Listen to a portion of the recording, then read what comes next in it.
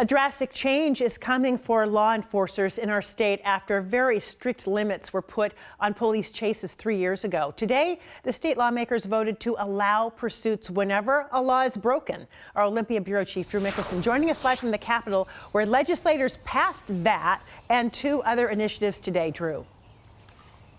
Yeah, truly a historic afternoon here in Olympia as legislators basically showed off the power of the people by passing all 3 of these initiatives. The last vote just came a few minutes ago. These were all brought to the legislature by voters who had signed petitions. And both the Senate and the House have now passed 3 of these initiatives. Initiative 2081, which guarantees rights for parents to access school records. I-2111 bans income taxes in the state moving forward. And I-2113, the most controversial one, will allow for more police chases. We can take a major step right here, right now, to protect public safety. Even before the legislature passed restrictions on police pursuits in 2021, police and Republicans feared reducing chases would increase crime by telling burglars and car thieves they would no longer be chased. We're now in the top 5 states in the nation for auto thefts. It took voters signing petitions to bring the issue to Olympia.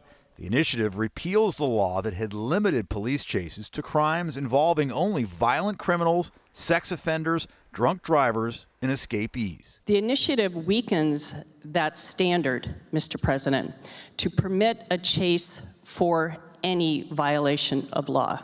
That includes an expired tab, a broken taillight, loud music. Legislators who backed the original law argued it prevented the deaths of police, suspects, and innocent bystanders. Because I think the balance of weighing out somebody's life and injuries that could potentially, halt the life that they lived before they were hit or struck by a police vehicle or a vehicle being chased, to me that stays more important than the cost or value of any vehicle. We do know that people are being injured, but we do know that our crime rates are skyrocketing. Senator Linda Wilson says allowing more pursuits would reduce crime and make the streets safer for officers.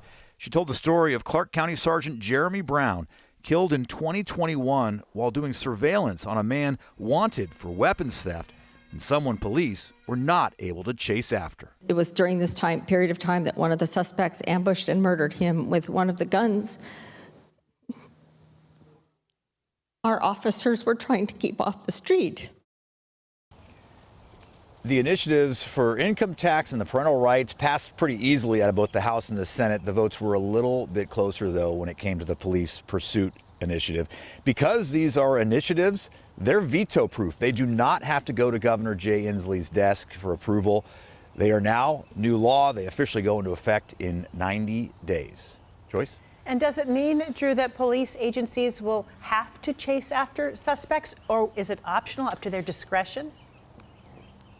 Exactly. It's a good distinction to make. This basically lowers the threshold. So if an agency wants to chase someone for jaywalking or expired tabs, they can. But most agencies have higher thresholds, especially the ones in larger communities.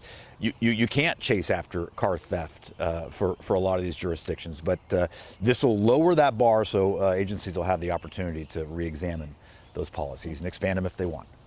Wow, incredible day there in Olympia. Drew, thank you.